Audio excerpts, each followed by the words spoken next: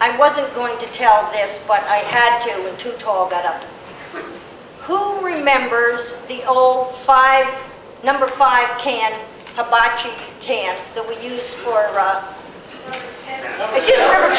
Yeah. No, number 10, the 5-gallon. Yeah. And they were kind of like this, right? They were tall and thin, and they had an open top. And down here it was cut out where you put the logs in, and then you you had the grill on the top, went across like this with the 2 legs. Do you remember that?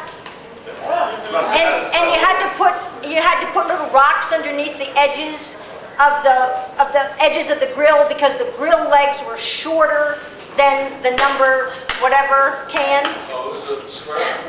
Yeah. It was square like this. And then we all did it this way. Every course I was ever on, they had this thing with the rocks and it was wiggling and stuff, and there was not enough room here, and the fire was up. And Too Tall Brown came up one day, and he got out his hibachi, and he put the hibachi down, and I remember saying to him, I said, "What are you doing?" He said, "I'm putting up the hibachi." And I said, "But it doesn't go like that. It goes like this." And he says, "But if you have it like this, then you can only put little sticks in. If you have it like this, you can put big sticks in." And I said, and he says, "But then if you have it like this, the legs don't reach." I said, "Why didn't anybody ever tell us this?" I know, you may not remember, but every course I was on until you showed a different way of doing it. So,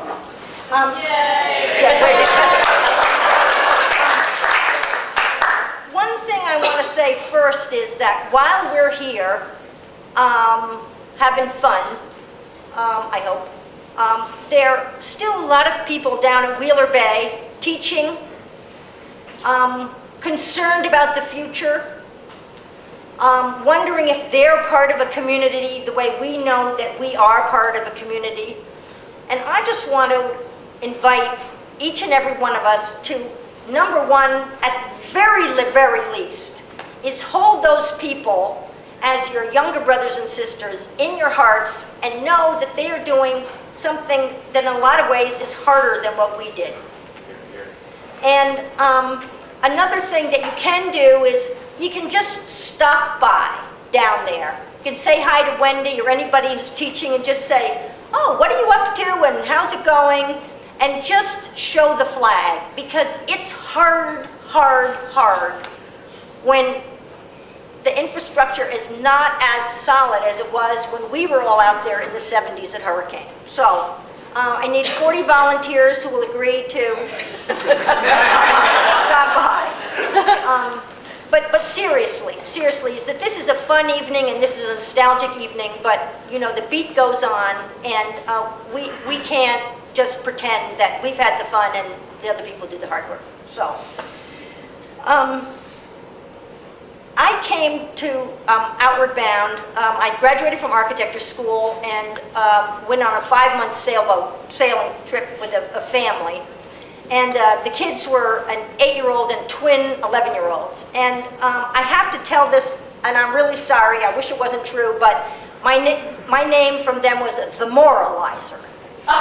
So a lot of you tell stories about boats and rocks and ropes, and I tell stories about I'm trying to get people to think a different way. And probably the best way to get them to think of different ways is put them in a pulling boat, but that wasn't good enough for me. I had to screw around with their heads. So the last set of courses that I was teaching were with family courses, which were in the later 90s and into the 2000s. And this course was, the great thing about family courses is that they are impossible to teach. Impossible. And the reason that they're impossible to teach is because you're teaching, over here you're teaching a course for executives, over here you're teaching a course for couples, over here you're teaching a course for adolescents, and over here you're teaching a course for juniors. And if that's not hard enough, you have women over 30 or women going through menopause or men who, whatever.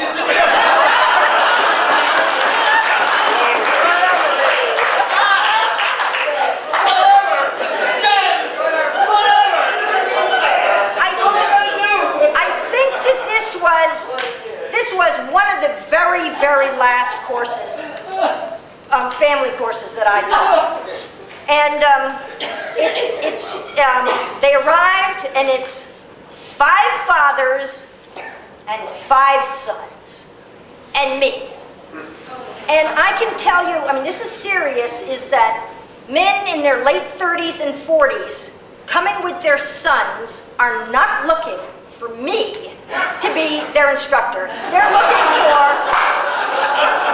for the guys. They're looking for the guys. And it's like, okay, here's mom, not only going to tell the kids what to do, but tell me what to do. So I'm thinking, and we were doing group solo at Bald Island, and it was low tide. You know how that is. You kind of put your feet against it and kind of pull yourself up to get up to the island. Now this is a moralizing story. This is left the 5 dads in the boat, and the kids are up top, and they're kind of 15 and 16, and a 17-year-old and one 14-year-old. And I'm finished?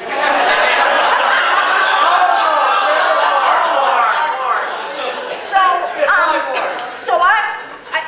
the drill is 10 people, 10 items. So I go up, and I'm trying to shake these guys up.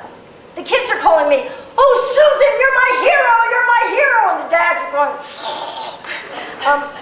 the kids were really twisting their dads. So I went up to the kids, and I said, "Kids, boys, young men, you as a group, the family course, gets 10 items to take on this overnight deal here. And the deal is usually everybody gets to pick one thing. But in this case, you each get to pick 2 things. And your dads don't get to pick any. And I said this, and 2 things. They don't get to pick anything, and they don't even get to advise you on what to pick because they're over there and you're over here. And the only thing is you are not required to talk to them about what you want or are going to choose. You're not required to ask their opinion, but you have a responsibility to think of how what you choose to do is going to affect your dad. And it was the happiest time they were on that whole course.